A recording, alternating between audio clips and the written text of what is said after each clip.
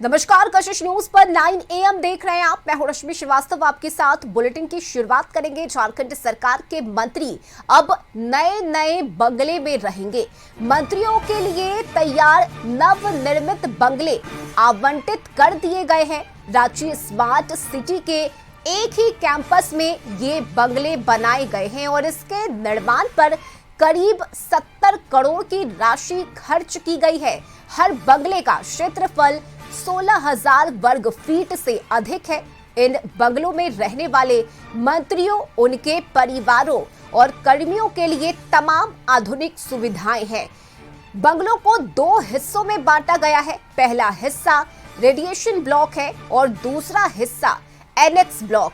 Annex block का निर्माण मंत्रियों के कामकाज की जरूरतों के हिसाब से किया गया है। बंगला नंबर 1 सुदिव्य कुमार, बंगला नंबर 2 शिल्पी नेहा तिर्की, बंगला नंबर 3 राधा कृष्ण किशोर, बंगला नंबर 4 इरफान अंसारी, बंगला नंबर 5 योगेंद्र प्रसाद, बंगला नंबर 6 हफिजुल हसन, बंगला नंबर 7 चमरा लिंडा, बंगला नंबर 8 दीपक बिरवा, तो वहीं बंगला नंबर 9 दीपिका पांडे सेन, बंगला नंबर 10 रामदास सोरेन और बंगला नंबर 11 मंत्री संजय प्रसाद यादव को आवंटित किया गया है।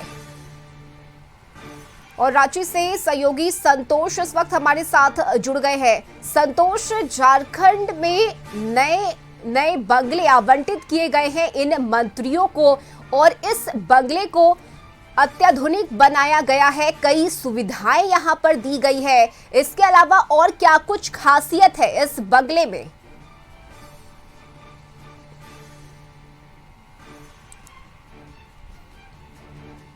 यह बंगला बनाया गया है, बिल्कुल हाईटेक बनाया गया है। इस बंगला के सबसे डुप्लेक्स का सबसे बड़ा खासियत है कि लिफ्ट होगा, जो आधुनिक मॉडल किचन स्थापित किया गया है।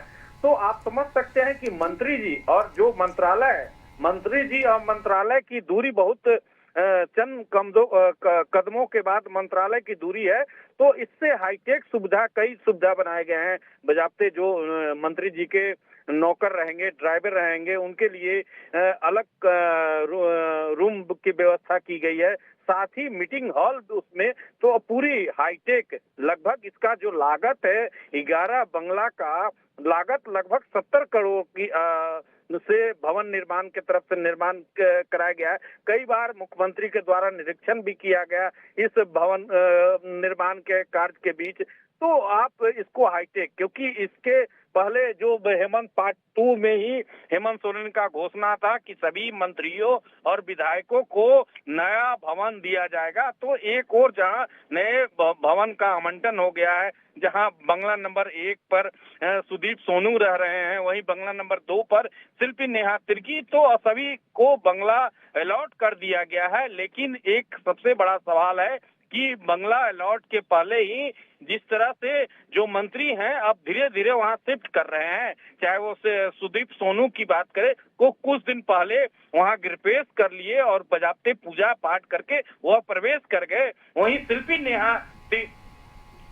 नेहा बिल्कुल संतोष, एक जानकारी चाहेंगे कि क्या गृह प्रवेश हो गया है जैसा आप बता रहे हैं?